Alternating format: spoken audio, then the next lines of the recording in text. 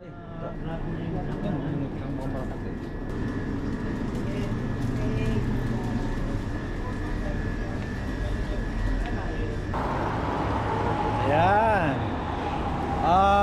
Hindi ko alam if you're aware of where we are.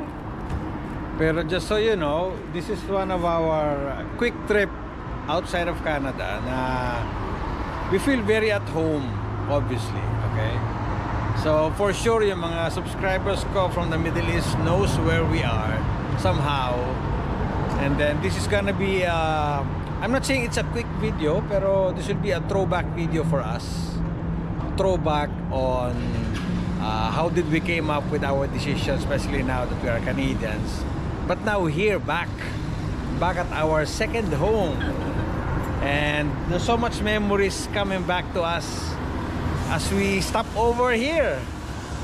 Alright, as we stop over here. So, bumili kami ng aming mga paborito before.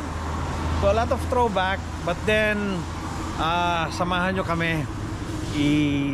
Itatry namin i-recall whatever we did so far for the past almost a decade now, when we last went here, or when we last live here. Dito yan sa Dubai. Alright? So stick around, and then magto-throwback kami. Samahan nyo kami mag-throwback with whatever life we had here in Dubai. And it's all, I think, all happy memories so far. Alright? So abang-abang lang.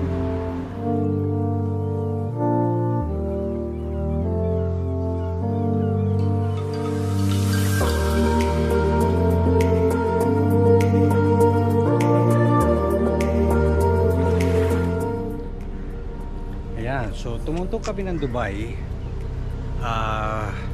Magkasama kami ni Miss Barurot. We were like how many years of boyfriend girlfriend already.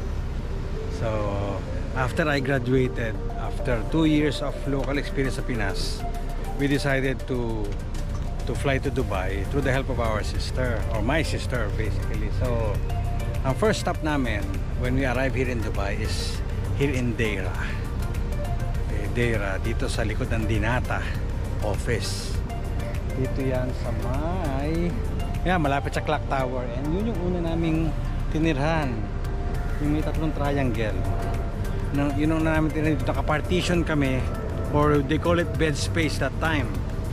So bed space, tatlong double deck, yung at least yung tinirhan ko. Si Miss Bird nasa kabilang apartment siya, so magkahiwalay kami. Kasama niya yung kapatid ko doon, babaeng kapatid ko. So tumira kami sa ganyan bed space na 6 na tao sa isang kwarto, tapos sharing, pila sa banyo sa umaga bago pumasok. Then yun, pati pagkain ng rice cooker, kanya-kanya. Dumaan din kami sa ganyan, and I think it's still happening right now sa ating mga kababayan dito sa UAE. So may imagine nyo yung struggle ng pag-a-adjust ng mga kababayan natin pag pupunta sa abroad, especially dito sa UAE, sa Dubai. Ganyan, I think isang flat, there's a 2-3 bedroom that time, almost 15 yata kami doon. 15 kami, so madami. Actually hindi pala 15, halos 20 kami that time. Doon lang sa apartment namin, hiwalay pa yung apartment ng kapatid ko tsaka ni Miss Barurot. So yan, ito ang aming unang tinirhan dito. And then from here, naghanap kami ng work close by, hanggang sa nakahanap si Miss Barurot ng work. Kabiyahe kami, malapit to sa Deira City Center. Then bus all over the place. Alright, so yan ang aming bahay dito sa Dinata. So yan, so ito ang aming unang tinirhan dito sa Dubai when we came here. And it's an experience for us to treasure, kasi this is our first taste of abroad.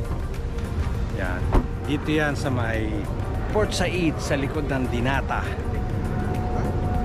Sa likod ng Dinata Center, dito sa may Deira, malapit sa Deira City Center. Clock Tower din, ito malapit. Alright? Punta natin yung sunod na tinirahan namin after this. So bagong dating kami ng Dubai, after ng bed space na nakita nyo, yung pangalawa namin nilipatan dito na. So ito mga dating government employees ito. pabahay ng mga government employees. So dito kami napatira. May nakilala kaming parang pulis noon na nagpapaupa. So pinaupa niya yung unit niya. So dito kami nagstay. Malapit ito sa Lulu Village sa Muhays na 4. Malapit din ito doon sa isa namin tinirahan na makikita niya mamaya. So ito wala pa kaming kaplano-plano when we went here. Totally it's just about work, save money while working in Dubai, or especially in Dubai here in UAE. So totally clueless of any migration option here. So dito yan sa Muhays na 4. Yan yung mga building na yan. May mga unit sa loob. Again, these units are government employees na pabahay. Napatira kami dito. Alright, so hindi ko na i-elaborate kung magkano dati kasi irrelevant na kasi napakamahal ngayon dito sa Dubai pala. So hindi ko na i-elaborate, pero we've gone through yung nauna bed space kami, pero after that dito na kami, nag-start na kami mag-upgrade. Ngayon medyo unit na ito na kami na lang doon sa Dera, yung nabanggit ko kanina, ano yun bed spacing, apat-anim sa isang kwarto, double deck. Ito, upgraded kami dito. Dito kami nag-start magsama-sama nung kapatid ko, tapos si Miss Baruro at isa na yung kaibigan. So, ambag-ambag kami sa pambayad ng upa. Tapos ang maganda dito, accessible dito sa mga bus, may gasolinahan dito sa may harap ng Lulu Village, Emarat din. Kaya yung nasa intro kanina, Emarat is very close to our heart. Parang may mga paborito kami binibili doon na nasa Emarat lang meron. Alright? So silipin natin yung pangatlo na tinirahan namin. Ito yung pangalawa nung aming buhay dito sa Dubai. Silipin natin. Ayan, so after namin doon sa police na landlord sa may Muhays na 4, dito kami lumipat. Sumulo na kami talaga. So nakahanap kami ng villa. Yan, ito yung bahay na yan. Nagsulo na kami ng villa. Wala na kaming backer. Tapos dito na kami lumipat. And again, accessible ito sa bus, accessible sa lahat, sa palengke, sa mga supermarket, malapit din sa work. Wala pa akong sasakyan ito, I think. Wala pa akong sasakyan ito this time. So yan, isa sa mga pinira namin. Our third home here. So villa, marami din kaming kasalo. Pinoy ang landlady namin this time, kaya kami nakakuha. Ayan, so yan ang aming tinirahan dito sa may Rasidia yan. May Rasidia dito sa Dubai. There. So ito yung aming pang-apat na bahay, villa. Yan, nag-full villa kami. Nagkaroon kami ng maraming abere doon sa sinundan nito. Ito sa pang-apat. Pangatlo. Kasi ito yung pang-apat.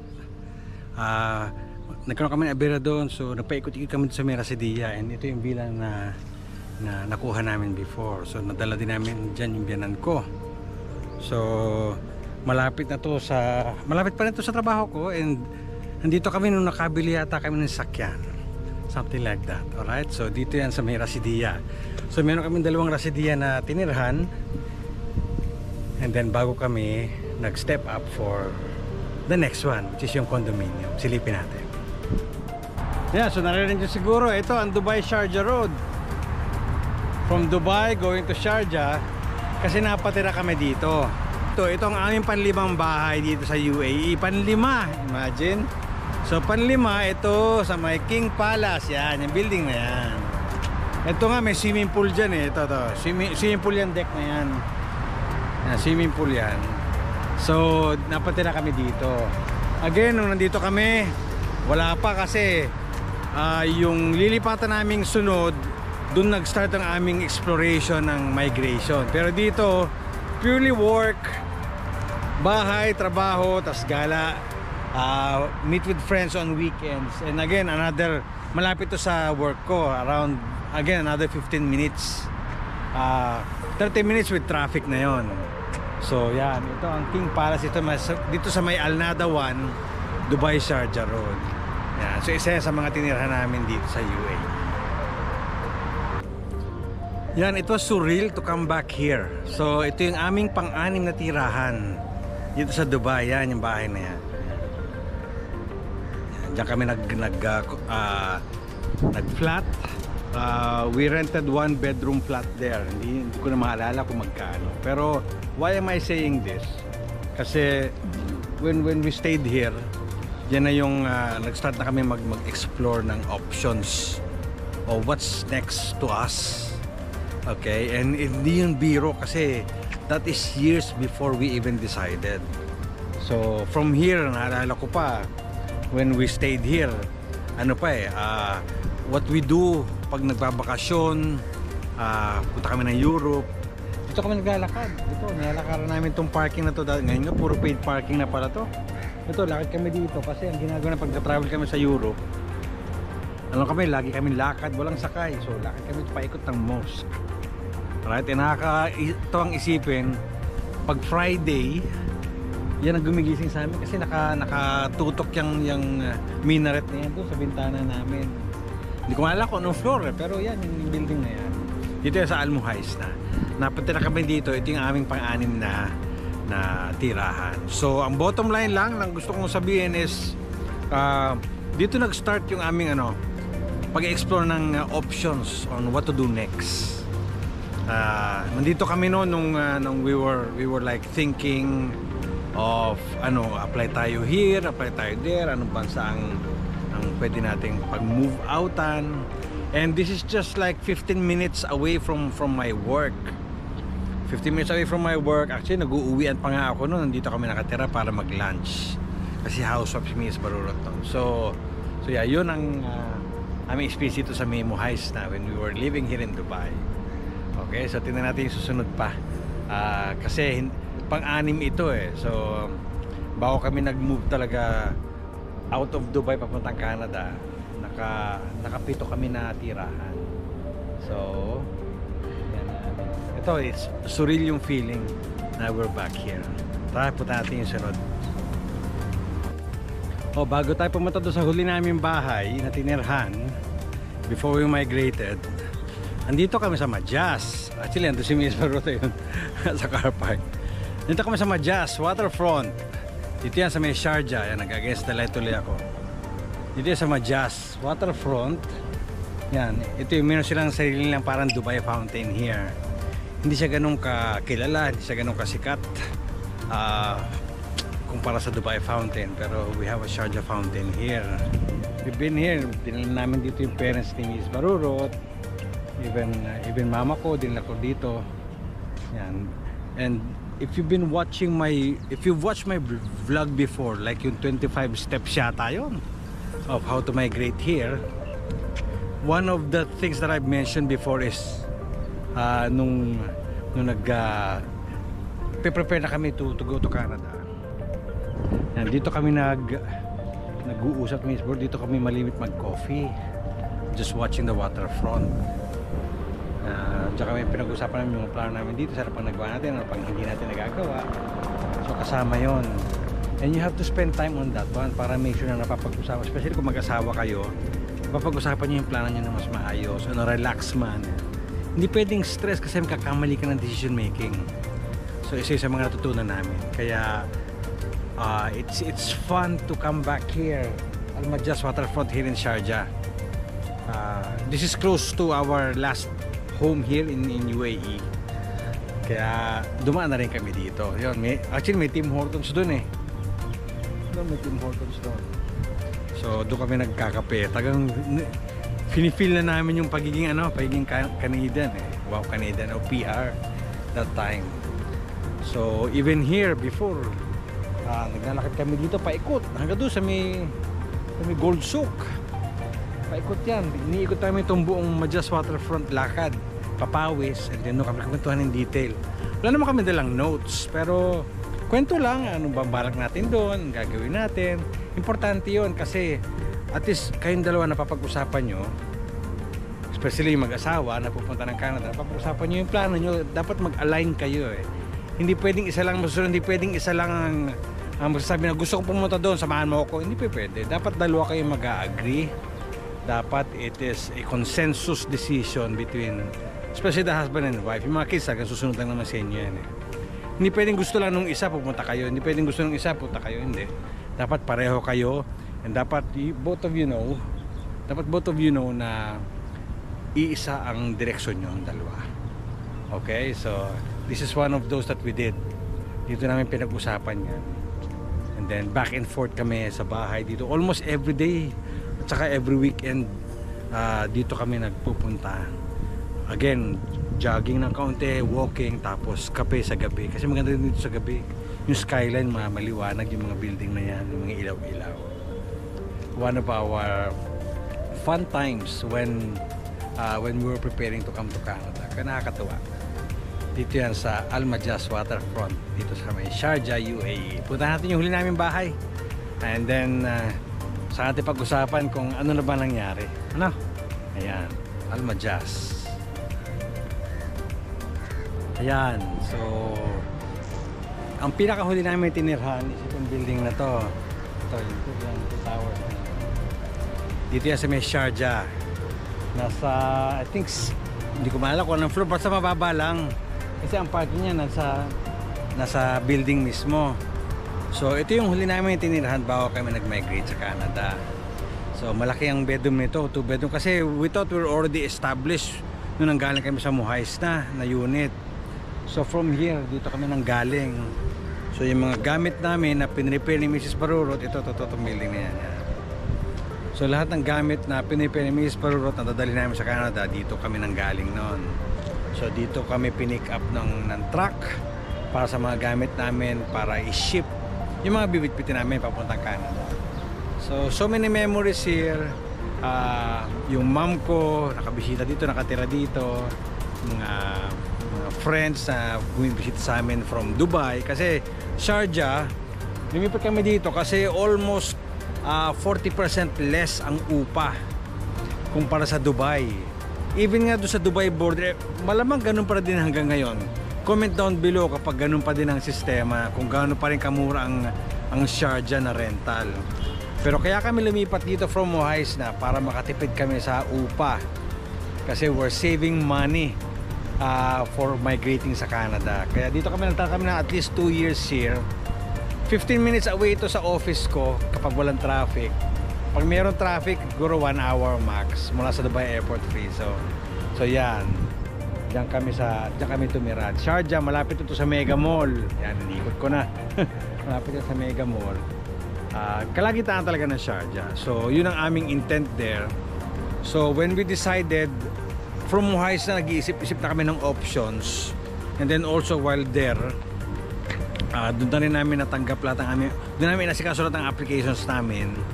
Maluro ng Muhais na habang nag-iisip doon, yung pang-anim na bahay mala sa harap ng mosque.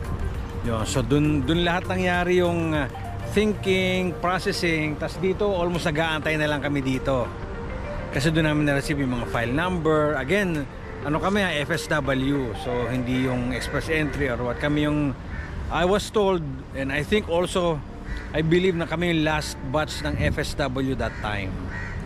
Para lang ma-recall na how did we come up about applying and then where we are now.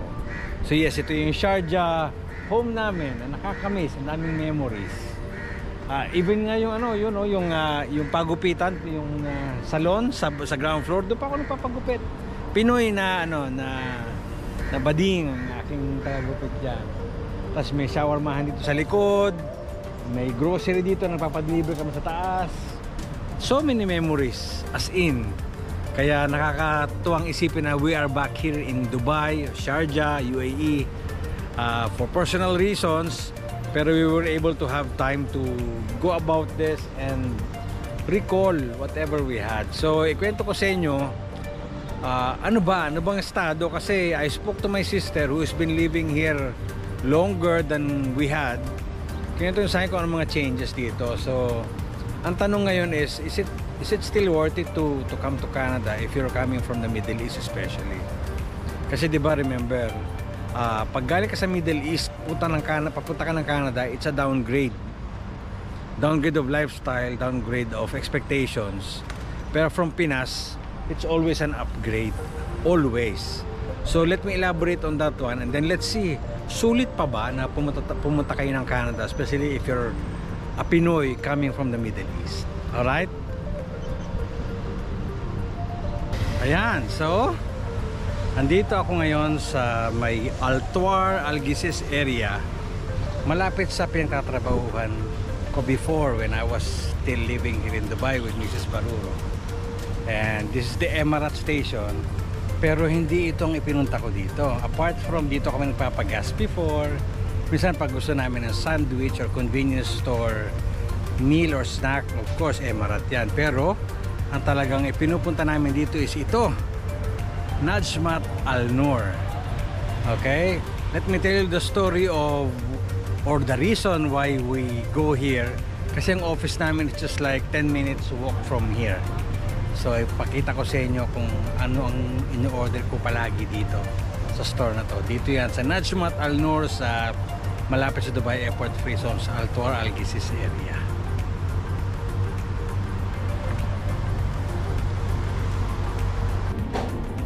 Ayan, with all those visits of our previous homes here in Dubai, nandito ako malapit sa aking previous work here. Pero ito yung one of the cafeteria. Ayan, kasama si Miss Baruro. This is one of the cafeterias that we pinipatronize talaga namin ng mga ka-office mate ko. And meron kami itong in-order. Malapit to, parang cafeteria lang in a gas station, Emirat. Dito yan, malapit sa Dubai Airport Free Zone. And dito kami order ng aming lunch pag wala kami mga baon. Even sometimes kapag gusto namin mag-communal lunch with our office. So mamaya ipapakita ko sa inyo kung ano yung gusto namin in-order dito na patok sa amin palagi. And you will be surprised why we call it such. Okay, so pakita ko sa inyo pag dumating na yung pagkain.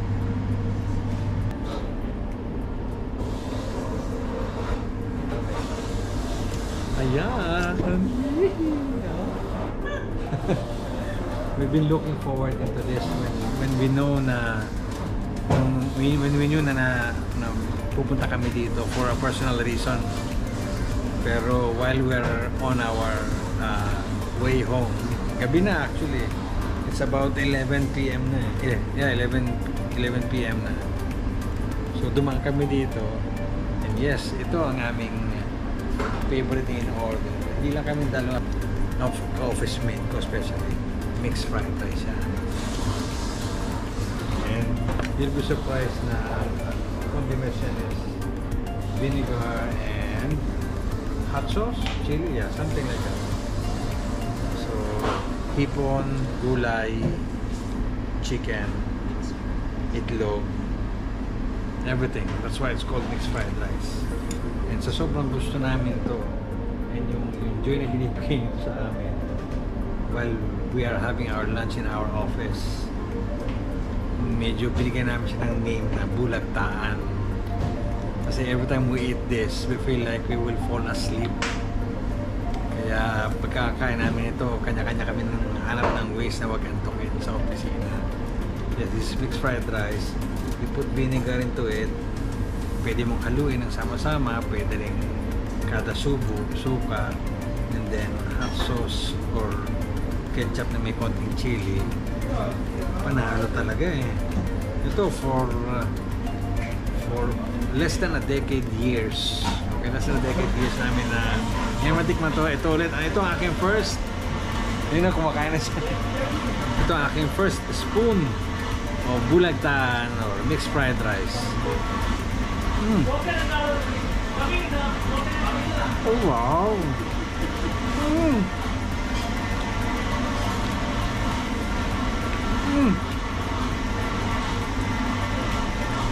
Kasi nagbago. The taste is that changed.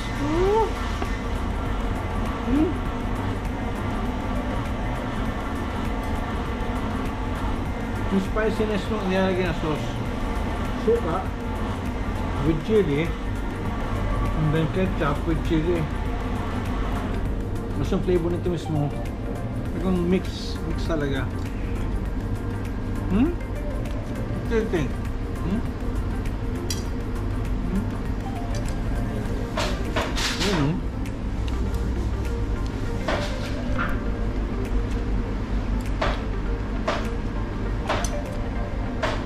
Very good. Gusto natin. Gusto natin muna. Tapos, kwento tayo about my work after. Dubai Airport Free Zone. I've worked here for 10 years. And that's the only... Actually, hindi naman Dubai Airport Free Zone. Pero, dito part yung kumpanya na pinagtrabahuhan ko. One of the offices here, yun ang company, engineering company, pinagtrabaho ko for 10 years. That is my first job and last job here in Dubai. So that company, that employment gave us the opportunity to travel, to feel and experience the life here in Dubai na talagang masagana. Literally masagana. Kasi we have enough savings, we have enough fun memories and experiences na na-experience namin or nakamta namin while we are here. Okay, so ito rin ang company na pinag-isipan kong iwanan. At technically, iniwanan ko na rin naman talaga to pursue our not necessarily Canadian dream, but the Canada life that we thought will be a lot better than Dubai life. Take note, we thought. Okay, so but I'm still grateful, so grateful of whatever Dubai life has given me and Miss Barurot and our extended families with all the help that Dubai life has given us. And Dubai Airport Free Zone, the company that I work for, which is within this Dubai Airport Free Zone, is one of the key that basically make us think to move one notch higher from where we are. Alright? Pero ang tanong pa rin is, bakit ko iniwan ang Dubai Airport Free Zone Company where I worked for 10 years, and with all these fun and memorable experiences na I think is a lot better than what we have now, but iniwan ko pa rin? Sagutin natin yan in a simple way na meron akong information ngayon that I've already lived a Filipino-Canadian life in Canada, and now back in Dubai, having throwbacks and recall what have we done, ano na ang meron kami, and where we are now. Alright? When we left Dubai years back, wala pa itong Museum of the Future here sa harap ng Emirates Towers, which is the one on top. That one. Yun ang mga original high-rise building here na mga iconic. And this is the most recent one, the Museum of the Future. It's just interesting to just have this time in front of it while we are now looking at the future that we thought was really a good future for us. It still is a good future for us. In fairness, Canada has given us the opportunity to really prosper somehow and jive and basically gel with the Canadian culture. Kaya we are very grateful. Now, are you basically aiming for the same future? Right? The Canadian future that you've been dreaming of. Now, if you'll ask me and Mrs. Barurot, ayan siya, oh, kinukunan niya ako. If you'll ask me and Mrs. Barurot, is it still worth it na iwan ang Dubai for the Canadian dream? The answer would still be yes. Interestingly, no matter how negative Mr. Barurot is, I would still say yes. But there's a catch with it. Okay? There's a catch with it. You can still pursue it, but make sure you use the right pathway of immigrating to Canada.